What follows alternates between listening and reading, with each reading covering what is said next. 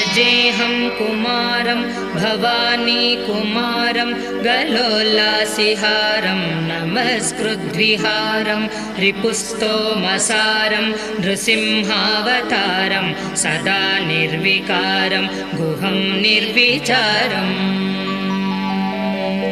नमामीशपुत्रं जपाशोणगात्रं सुरारातिशत्रुं रवीन्द्वग्निनेत्रं महाबर्हिपत्रं शिवाब्जास्यमित्रं प्रभासत्कलत्रं पुराणं पवित्रम्